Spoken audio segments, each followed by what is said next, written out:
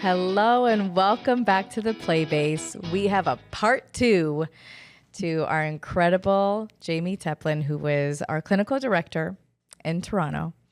And last time in our previous podcast, if you haven't listened to it, you should go back and listen, because if you are or you know somebody who is neurodivergent, I think it'll be an incredible podcast for you to listen to. Today, we're going to dive a little bit in a different direction, which is why we did a part 2. Jayme's experience as a professional, I don't think I know anyone who has the vast, the different kinds of experiences that you have, and also the complexity of the experiences that you have that have made you this compassionate, but also incredibly gifted clinician outside of your own way of being, which is a beautiful story. Your story is a very beautiful one, and one that really touched my heart. I learned things about you in our last podcast that really touched my heart. But Jayme, I am so happy to have you back.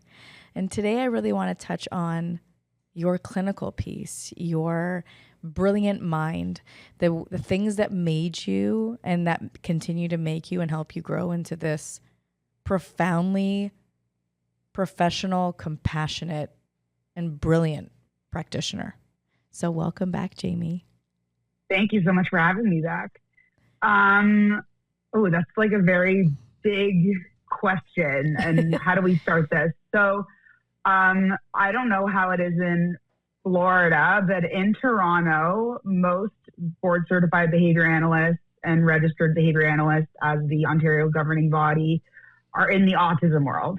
Yep. You start in the field, you get into autism, you specialize in whatever you specialize within that population, and that's kind of where you stay. Yep. It takes an opportunity, it takes a mistake, in my case, which I'll get into that story. It takes the drive to want to expand outside of that population, and it's very difficult. I want to jump in and just say, yeah, please, that I love that you've done that, because this field is associated with the autistic population. It Correct. is seen as a treatment for autism. That's what it's... And kids with autism. Specifically. I feel yes. like as well. Yes, yeah. Especially, this idea of early intervention and DTT and being in a center, sitting at a table, running trials. Yeah. Like that is what anyone who knows what applied behavior analysis is, I think that's the image that they have. It's like this running image. It's the image I have, even though I have literally I did that for 1 year of my life, but it's the image of when somebody says ABA. It's the unfortunate, in my opinion, image, because it's not what it is. So I think your experience outside of this has made you such a gifted clinician, because it makes your understanding of the science so much more vast. And also it hones into understanding the science as it is supposed to be and not as it is often implemented. So go ahead. No, 100%. And like I said, like everybody I know in this field started off, 10 plus years ago in old school. I mean, I say old school, but it's still happening here anyways. But old school ABA, where, I was in a clinic where kids didn't go to school. They were in, intensive behavioral intervention for 30 hours a week. It was DTT, sitting at a table, trials, trying to teach during dysregulation, all the things you and I speak of now and are like, why is this happening? Yeah. That was my experience outside of, or after graduating from my first program. And it was with the biggest agency in Ontario at the time, publicly funded. So they were the kind of end all be all to what services should look like. And I look back and I have a couple feelings towards it. One, there's regret that I didn't know any better. And not that I did any physical harm, but what we know now about some of the deficits and barriers to that type of teaching. I definitely have the behavior management skills I have because of that setting. Not the DTT part, but the intensive behaviors. I broke my finger my first one-on-one session. I had a fractured jaw. I had a dislocated shoulder that I had surgery and was off for 6 weeks. I was spat on at rates of 600 plus a day. So my behavior management and kind of being able to leave my work stuff when I left and pick it back up when I came back to work. I learned a lot of that stuff there, but my perception of what I wanted to do in ABA shifted. And so I went into more of a consultation approach, which looked like, unfortunately at the time, it was still very DTT based, but they weren't getting the same amount of crazy hours. These kids were in schools and social recreation activities, and they would get like 2 to 10 hours a week. And I really kind of got to grow my clinical skill set there because we didn't have a senior therapist. So I was kind of the behavior therapist and ST at the time with a clinical supervisor. So I gained a lot of my skill sets as a senior member of staff there. Mm-hmm. I then switched agencies, again, still in autism. And it was really, really actual consultation. It was like 1 to 2 hours a week, heavy mediator training, very play-based. This, again, was a big organization and outside of York region, different area. Not that means anything to the people who don't know Toronto, but kind of like a subsection of Toronto. But again, it was the biggest publicly funded agency in the area. And I really fell in love with how things were happening there. And this was before you and I connected, actually. So I kind of got a little glimpse at what child-led, mediator training, naturalistic, play-focused, motivation-focused services could look like.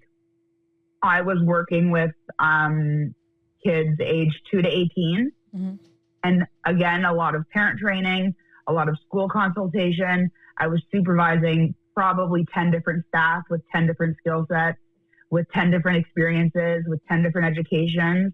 So that was a real big learning curve for me. And it's where I fell in love with supervising and consultation. I then had applied after being there for 2 years for a promotion. So I did, I'd been there, they knew me. It was very much like a share your skill sets. What do you bring? It wasn't an external interview. It was internal. It was a bit different. I knew the panel.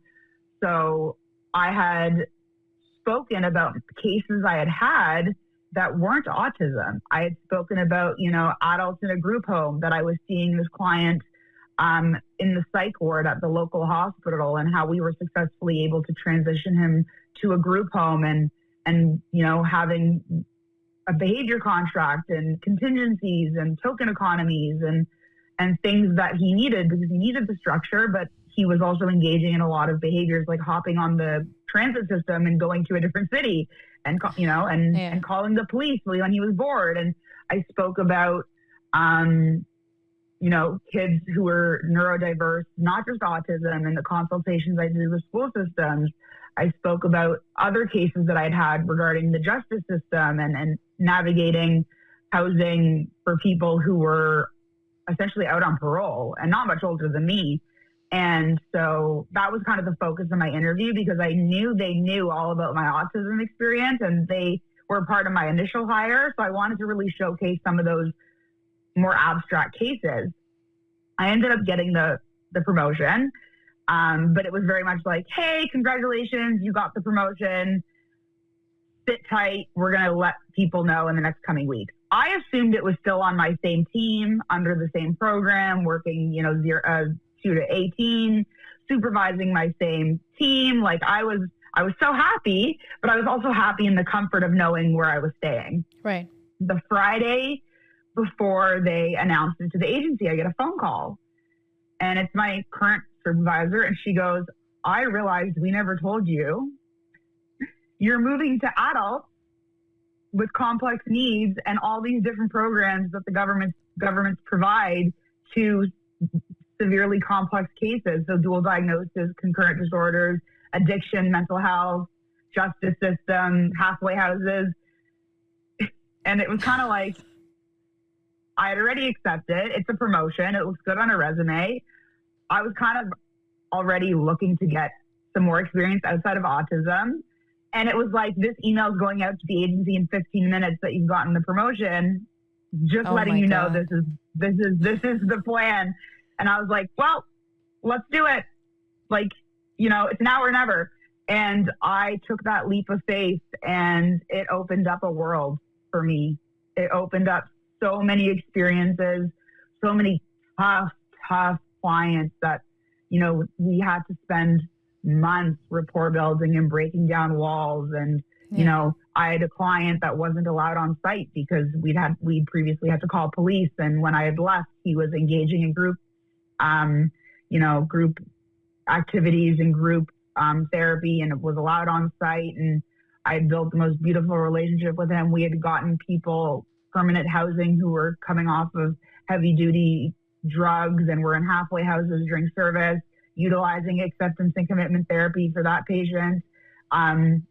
Working with somebody who was in high school and was triggered by little kids, and was beating severely these kids to the point where police were involved. He was running around the park attacking kids, and we saw a decrease of that. Again, there's so many moving pieces though, right? It's not just me, it's the psychiatrist, it's the school board, it's the social worker, it's the service navigator, it's the housing coordinator. So that we didn't tell Jayme about this change really flipped my world upside down in a positive. And I still am very involved in autism. Like I'm heavily involved in the play base. I see a lot of concurrent disorders now with both developmental disabilities and other needs. But it was really, like I said, that accident of, oops, they forgot to tell me, that opened up this world that I'm in love with. I want to speak to that. And I think that if I got that phone call, my heart would have fell to my stomach, and I would have been like, I don't know that I'm qualified. I really don't know that I'm qualified. But this is the beauty of understanding the science in a broader way and being able to be compassionate to any human, regardless of their diagnosis or their behavior or whatever, and understanding that we're all doing the best that we can. We've all learned behaviors, right? All of us have learned behaviors. Yep. Some of them are functional and healthy and wonderful, and some of them are highly dysfunctional, unhealthy, and, I think every human on this planet could think for themselves things that they wish they would stop doing, and things that they wish they would start doing, and things that they're very happy they are doing. And understanding the science of behavior in a broader sense allows you to implement it in different, although I think where you got to work and the experience you had was with a very vulnerable and delicate population. So you have to not just understand ABA, you have to be able to implement it and be really flexible in your ability to implement it, and very mindful and very compassionate and very present. Like you said, some of your clients, you were not doing ABA per se for a long time because you were building rapport. I remember supervising a BCBA in her process, and she was doing sessions with somebody who engaged in a lot of self-harming behavior, like a lot. And what he disclosed was that his history in therapy really has made him feel terrible about himself. He is on the spectrum. He has, concurrent depression and there were so many different factors at play.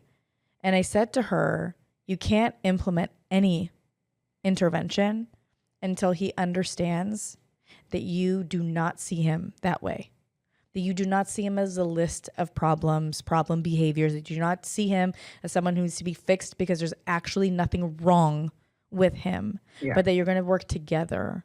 And so I think that is such an important element, one of the things we talk about is how important rapport building is. And for those not in the field of therapy, rapport building is relationship building. And we talk about that, when I do training for teachers as well. I say, so I take the science of ABA and I don't go train, police officers or medical practitioners. I go and I train educators, and I train other therapists, and I train, and support parents. and leaders of businesses, you know, leaders of teams. And what I explain is, you know, that student in your class, the one that triggers the hell out of you, that drives you bonkers, that won't do anything you say. I said, and I always tell them, I said, this is what I want you to do. I want you to get down and play with them. And usually the room goes, huh? They're expecting that I'm going to give them the solution for how they're going to, but that's it. And I mean, when you're working with a 45-year-old or, you know, a 30-year-old or a 60-year-old, that looks different. Like you're not getting, you know, you're not building Lego or whatever with them, but you're building rapport, you're building a relationship, because the foundation to any change is trust. 100%. 100%. And I think what people think sometimes about rapport building or pairing is that it's the, you know, pre-assessment phase and then you've done it and that's it. Yep. Where it's not the case. Correct. So going back to what you said about like what it looks like with kids, I'll give you an example. So my previous client, who was in a justice facility, essentially, picture like, I don't even know, like 30-foot fences, like you had to be buzzed in. It was a group home, but it was for people who were dealing with legalities. And at the time, he had severe anger, you know, had a lot of trauma in his life. And I was like pre-warned by people, like, hey, heads up, like you need to have a safety plan, you need to have an exit plan, like he can flip on a dime. And I remember during my intake, I said to the caseworker, I said, what's he like? Like hot chocolate, coffee, you know, ice cap. And he was like, he loves hot chocolate. So I remember driving up to like, I don't know, it was 2 hours east of Toronto. So it was far. And when you're in a drive heading to a space like that, you kind of ruminate and you're like, what if? Yep. And I remember going to the Tim Hortons and getting a large hot chocolate, and haven't met this person yet, you know, 6'4", 350 pounds, like could probably knock my head off. And I knocked on the door and they were expecting me. So him and his worker answered and I said, hi, I'm Jayme. I heard you like hot chocolate. I got you something. Instant. Our rapport was instant, to the point where when I left that job, he wrote me the nicest card. And because, you know, we have limitations on like what we can take as gifts, and I made it very clear because I knew he wanted to get me something.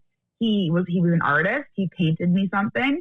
He went to the dollar store. We bonded over fidgets because he had this like block box of fidgets he would bring around. He bought me some fidgets. I'm currently playing with one under the table.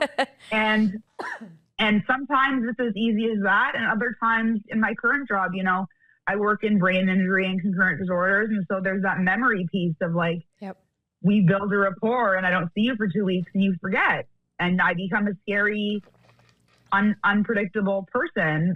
Then that's not me, but that's what your brain's telling you. So I do these like non-contingent reinforcement things where I'll connect with the substitute decision maker and say, can I bring a McDonald's smoothie today?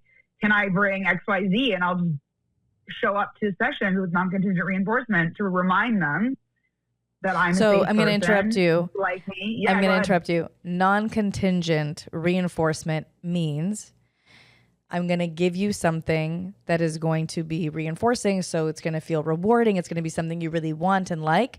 Non-contingent means you don't have to do anything. You merely exist in order to receive it. Yeah, exactly. So for anyone who maybe didn't know that, it means Jayme isn't saying I'm buying the smoothie and then when you do X, Y, and Z, you can earn it.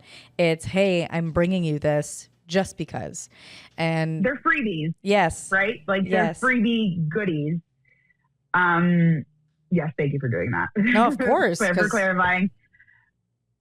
But yeah, like, and we speak about this a lot, you know, you can mold clinical skills to an extent, but I feel where it really becomes something people either have or don't is the soft skills. Totally. Is the compassionate care, is the flexibility. Like, you know, I've had to work till 2 a.m. because I've seen a client and he expresses he's suicidal. And then I kick into suicide prevention training and we call 911 and end up in Emerge till 1 a.m. And he only sees psych at 1:30 and then he's moved up and then I leave. Right. That is not an expectation of my job to be there that late, but that is the compassionate care and knowing this person has some trauma related to healthcare. And so that is me going above and beyond and making sure they feel safe. So there's a lot of skills that are outside of my clinical expertise that I think I bring to the table, partly because I just am a people person and I can read people really well. Like if I'm in a meeting with somebody or a session or a visit, before they tell me they're done, I can read body language very well. And part of that, I think, is because of the way my brain is trained and how I grew up. And I'll say, I think it looks like we're done for today. Do you want me to leave? And I usually get a yes. Mm-hmm. And then the partners or significant others or substitute decision makers are like, how did you know that? And I'm like, I read their body language. And it's because I've spent so long rapport building that I know I can pick up on these little nuances, shifting back into bed, eye contact, shifting or yawning or, getting fidgety, these nonverbals that are associated with people where usually, at medical appointments, things are pushed and they don't give them breaks and they don't give them the autonomy. And I think that's something that, especially in the adult, not autism specific world, gets missed a lot. I want to jump in on that because we do a lot of hiring, right? And part of the process is understanding the person, not necessarily their experience in ABA or how many years they have or whether they just completed their RBT or they're an RBA, BCBA, whatever. Like those things are things that I think most people can learn. It's who they are, how they connect to people. Yes. And this is something I speak about all the time is like when I go in to observe, which I do a lot of observing in my role, right? I do a lot more observing than intervention in my role because in my role right now, it's observing what's happening and ensuring that the intervention is what it needs to be. Yeah. So I observe, and in an observation, differently than sometimes in the moment, but in observation especially, you can pick up on the most nuanced little behaviors that indicate so much information to the person observing, but it's really hard that, sometimes teachers can't see it because there are 20 children in the room. They're not solely observing one person. But when you are that person's therapist and you are hyper focused on them and you understand them and you know them, you notice that the look, the tension, the clenching of the fists or of the jaw or the lift of the shoulders or like the deep breath or the little behaviors that you're like, oh, I saw that. Okay. Yeah. That tells me what catch it before it gets further up the escalation continuum, right? 100%. Because what usually would happen without somebody being so hyper aware and having such strong rapport and knowing that person so well is that those little things get missed. And that person continues to dysregulate or whatever it is that they're experiencing. And then there's a big blow up and now there's a big response. And now we have this continued pattern of behavior instead of finding that moment where we're like, oh, I saw that. Now is a teachable moment, or now is a time to redirect, or now is a time to put in a strategy. Because when somebody reaches 90, 100% of their threshold, there's no teaching happening in that moment. There's no learning. I did really want to go back to something that you mentioned at the beginning of your story. You mentioned this idea. Please remind me. You were mentioning this experience of this feeling you had about the service that you had provided before you knew a different way. When you're reflecting back to doing this intensive, center-based approach, DTT, IBI, whatever you want to call it, what most people call ABA. Yeah. And I have this conversation often, and I also feel this resistance in the outer world. And I think some of the resistance to change stems from this feeling that I did something wrong, but I really didn't mean to. That wasn't my intention. And something that I always say is that nobody goes into a field like this to cause harm. I hope. 100%. I mean, I don't Well, think. yeah. The majority of the people in this field, I would say 99.9%, nobody I've ever met goes in this field to cause harm. Every single person who enters this field, I can almost positively say, is doing it from their to make heart. Positive change. Yes. Yeah.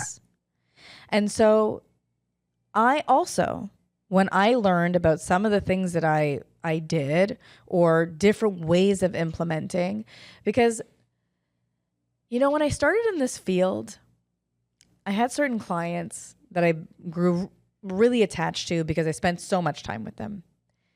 And I had dreams for them of what their life would look like in 5 years, in 10 years, in 20 years. And I remember thinking, like, part of that dream is that I pray that they see me as a positive person in their life.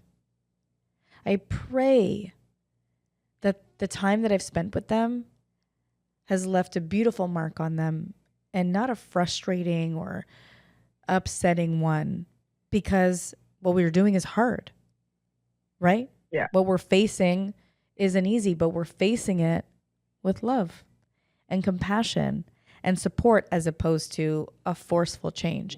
And when you have done it in a way that doesn't feel right, and I mean, I've spoken to people who have left this field and said, bye, I'll never come back. And I've said, no, come back. People. Yeah, come back, because there is a different way. I promise it doesn't have to feel that way. And there are some people who do, and there are other people who are like, absolutely not. I don't believe you because I'm so traumatized by what I've been asked. Yeah, by what I've been asked to do. What is that feeling that you feel? Because for me, it comes up as shame and guilt. And I know that I feel that a lot in my parenting journey too, this feeling of, I know better than what I just did. You know, I know better than yelling or saying or reacting. I know better than to not regulate. Like, I know better, right? Yeah. But we didn't know better, right? And so I started in that position. I was a placement student and I was hired before I graduated. And it was the place to be in the field. Like it still to this day has a very well-known name. And I don't know what their services look like now. I haven't been there in 8 years, but I too share the same feelings of guilt, frustration, personal resentment. And then there's this piece of me that is curious, like, what would this have looked like if we did things how we do at the Playbase? Like, and I can tell you, I have very vivid memories of my injuries and what the antecedent was, what the behavior was, and what the consequence was. And I would say probably 90%, and that may be lowballing it, they were caused because I was told to be implementing consequences and, teaching functional communication and doing all these things when they were at an 8, 9, 10 out of 10. Yeah. And it actually put their staff in harm's way. Mm-hmm. Given the many injuries I have. It traumatizes both parties. And also, I remember, for example, my first session with this boy, and he definitely had a lot of maladaptive behaviors, a lot of SIBs, a lot of aggression. And I remember following what I was trained and doing what I was doing. And he went to smack his head against the table because he was dysregulated and probably denied access to something. And my finger was just casually in the way, and it was broken in 2 spots. And I remember coming off the floor just to like regather myself. And he came looking for me because he had a sense of, oh, I just hurt somebody. Are they okay? He was non-speaking. So like it was his actions that showed me that. But there was an instant like, oh, now that he had regulated, like there was an awareness. And again, these kiddos and adults and whoever we're working with are so complex, beyond the label, beyond the diagnosis. They're human.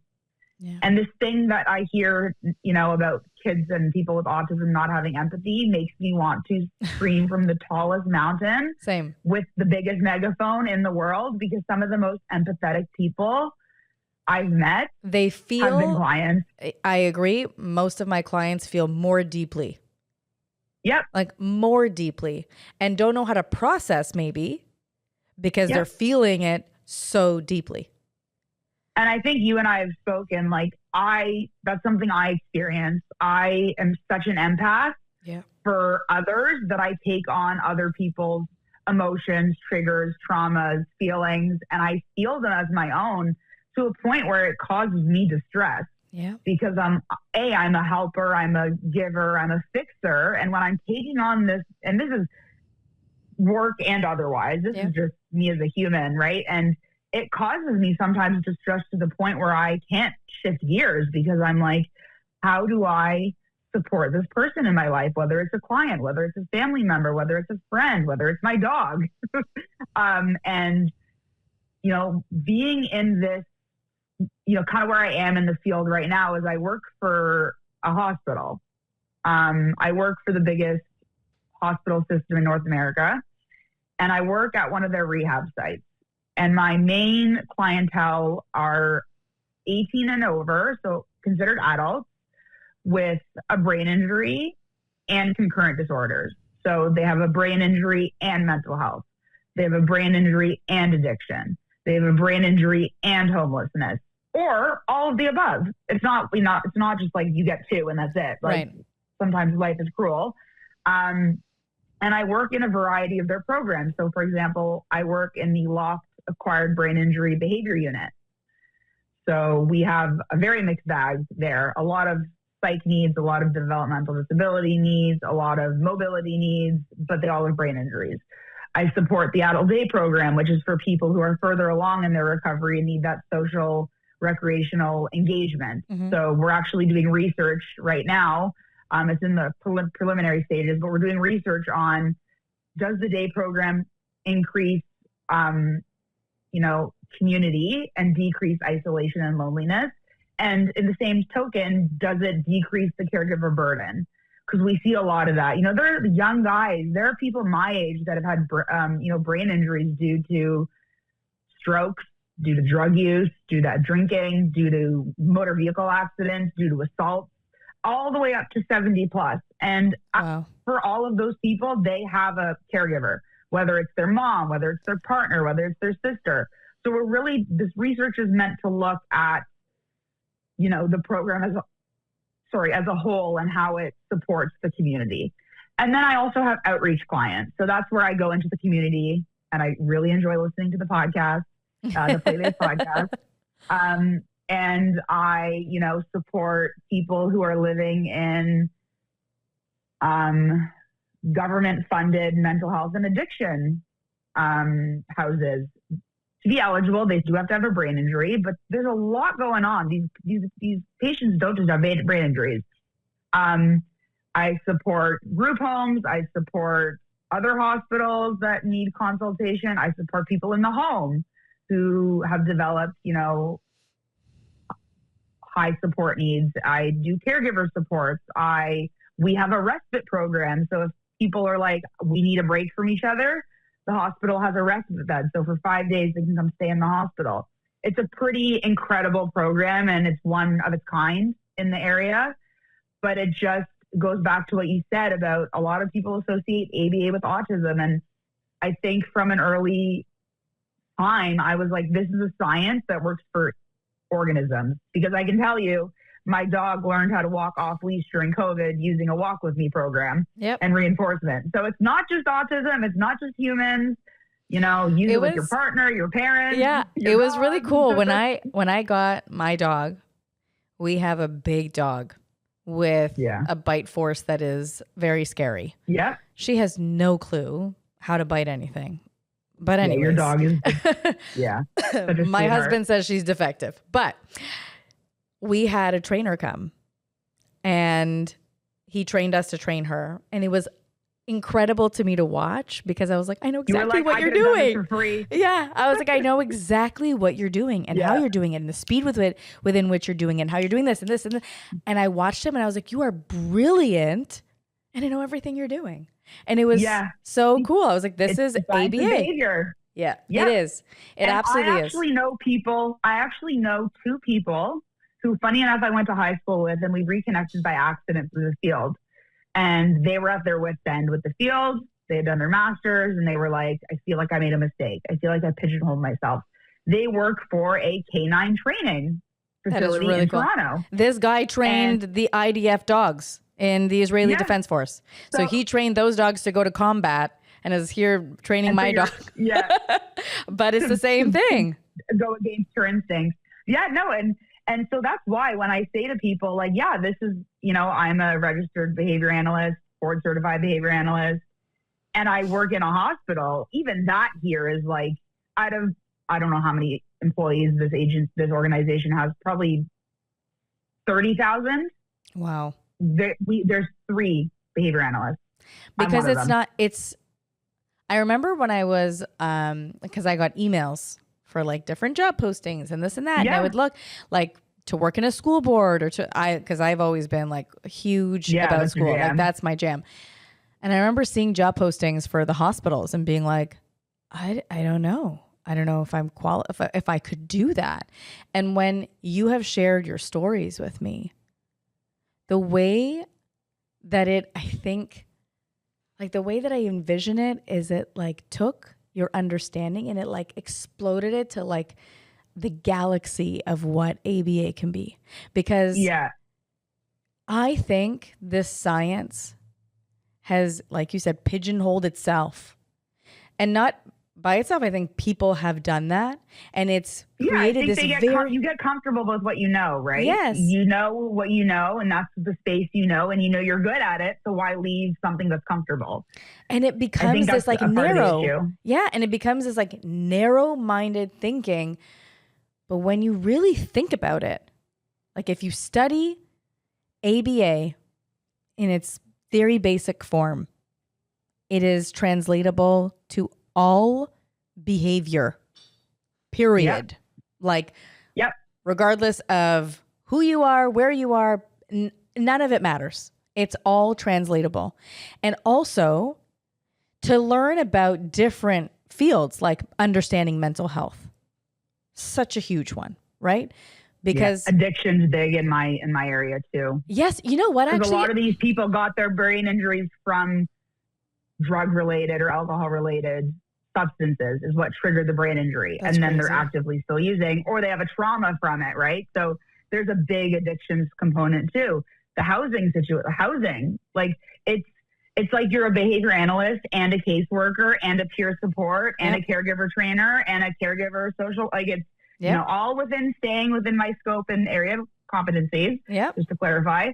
But it really broadens your horizon as to how to use the science, but also how to be a human. Yeah. Some of these we have someone that we know and that we both love in common who works in the child and youth care field and also in the behavior analytic field. And I went in and I provided guest lectures for some of her students. For a few years I did that. I guest lectured at that college. Beautiful. She works at, Beautiful. Yeah. I guest lectured in that program. Got wide. Because the truth is that when you're in the child and youth work program, you either have an idea of what ABA is and you're like, Psh, I'm not doing that. Or you have no idea what ABA is and you're like, what? And what I found was when I came in to speak and I laid the foundation, because they're working with addiction. They're working with people who are out there selling their bodies, out there doing things. Vulnerable people, vulnerable kids, vulnerable families. Yes. And what are they trying to do? They're trying to cause behavior change. That's what they're trying to do. Yep. But they're not trained in the science of behavior. And it like, I don't understand. Like, to me, I was like, you need to understand this. Yes. I totally agree, because you're working with people that you could totally change their lives in a positive way. understanding this science and using it. I always explain to them, I said, you're using it. You're just not using it not necessarily correctly or mindfully. And if you're not using it mindfully, you likely use it sometimes incorrectly. And the most difficult thing to break is when there's reinforcement that has been met inconsistently. When there's that variable reinforcement. Exactly. When it's sometimes, but not always, that is so much harder to break as a behavior. And that is probably something you're doing by accident. But if you understood this science and you added it, you know, like a big part of child and youth care also is the attachment style, is understanding attachment. And that is a big part of ABA that is missing. But if you bring that in and you understand attachment, you understand the transference that happens between the client and the therapist, how that happens, how they view you, how you build rapport, and you understand mental health. So you understand what's happening with your client, and you understand neurodiversity, and you understand mindfulness, and you understand the nervous brain. If you can bring all of these pieces together, you're looking at a human interacting with a human. That's all you're looking at. And if you're going to No, go ahead. Go ahead. I was going to say, if you're going to stay in what you consider your lane of like, I do DTT and I do ABA and this is what it is, you're literally going to keep hitting a wall because there's only so far you can go if you're not understanding all these other elements of humanity. And it's the same thing with the ECEs and the CYWs. I'm trying to child and youth worker and early childhood educators. Thank you. And education assistants, teachers. My mom and sister are teachers. Shout out to the teachers out there. You guys get no behavior management training. No group management training. I was just talking to my cousin about this. I said, you work in the public system. She said there's a protocol that when a child starts running in the halls, they have to, because they have a class in their school, they all have to lock their doors, and there's a protocol, and this happens multiple times a day. And she goes, it's increasing. And I said, because the people managing are not trained. You have to understand that. They're not necessary. I'm not saying they're not, because I don't know the people specifically, but many cases they're not. And some of the barriers that are impacting the behavior. And actually, flipping it to our field, Fran, because we did different masters and different undergrads, and I have a diploma before that. I have a developmental psych 101 course because I chose that as my elective. Yep. But I don't think in the curriculum there's developmental psych. Nope. I don't think there's anything on mental health, addictions, concurrent disorders, vulnerable populations. I don't think there's anything on neurodiversity. And again, I also have been certified for 6 years, so maybe it's changed. But so many of the things that make a good clinician, in my eyes, is understanding the holistic approach of a human. And I know you and I can sit here for 5 days and talk about this. Yep. But in order to become a board certified behavior analyst, or in Ontario, a registered behavior analyst, you need this piece of paper. And the paper doesn't have a lot of the things that you need as a clinician. I totally agree. It's not, you get a lot of, I was very lucky because in Ontario, you could be a not now, but last summer, you could be a supervised with your ongoing masters. You didn't need to be BCBA yet. So I had probably 5 years of supervision under my belt before I wrote the exam. Right. And as somebody who has a learning disability, I was extremely prepared to fail that exam. I also know that I think it's like 58% of people pass on their first time.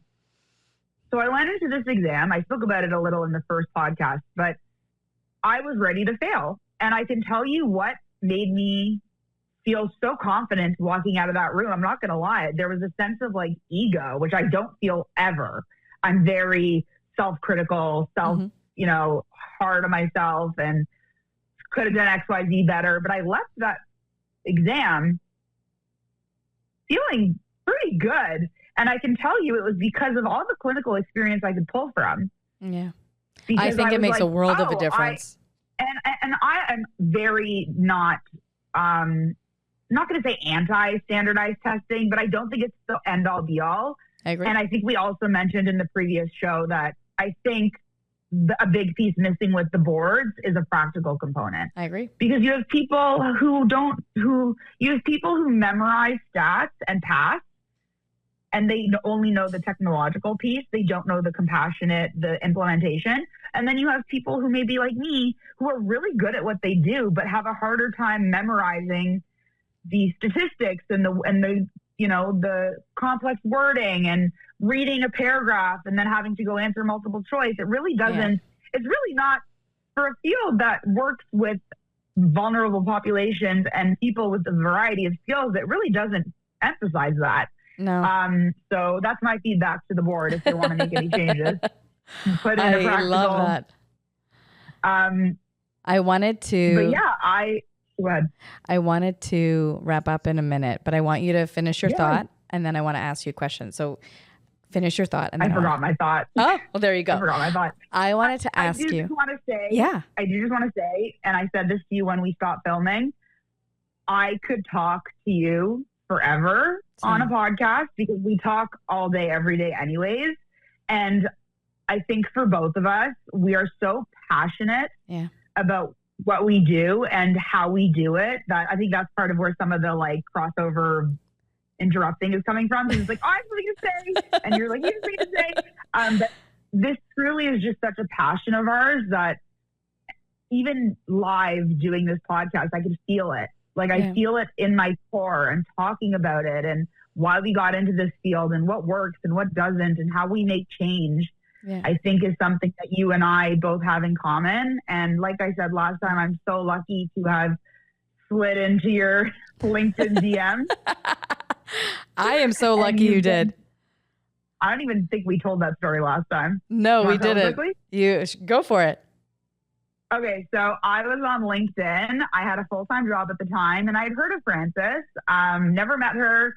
The field in Toronto is still very small, the field of ABA, but at the time it was even smaller, and I found her on LinkedIn. And there was no posting, no job posting, no nothing. Don't know this person. I think we had some mutual clinician people. And I sent her a very nice, just, hi, Frances, my name is Jayme. I've heard a lot about you. If you're looking for a part-time BCBA and clinical supervisor, let me know. I'd be happy to connect. And she responded, we're over 3 years at this point, by the way. And she responded, I was just putting up a posting today. Yep. Can you meet? And I met with you and I met with the previous manager and the rest is history. And I'm so glad I shot my shot. And we've been together ever since. And I'm so thankful that you took a chance on me. Me too. I am so thankful you messaged me. Thank God. Thank God you did that. Things happen the way they're supposed to. I totally agree. And when they're supposed to. I totally agree. Okay, finish your thought. You were going to say something. I was going to ask you to leave our listeners with a thought or a question for them to sit with. Do you have a thought, something for them to sit with, or a question for them to ask themselves that they can sit with before we end? I think I'm going to go back to where we started, which was, does ABA, the way you're doing it, feel right in your heart? And do your clients respond to it? And if one of those answers doesn't sit right, do some self-reflection and reevaluate where you want to be as a clinician, because I can tell you from personal experience, being in a place as a clinician, but also as a place of employment that values your clinical expertise and isn't forcing you to, or you're not feeling forced into something that doesn't fit or feel right, trust your gut.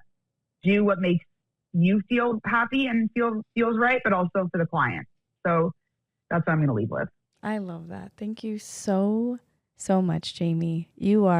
Thanks, Fran. You are such a bright light, and I'm so thankful for you. Thank you. Thank you so much. And happy holidays and happy New Year to everybody listening. Thanks again, Fran. Thank you. Happy holidays. Bye. Bye.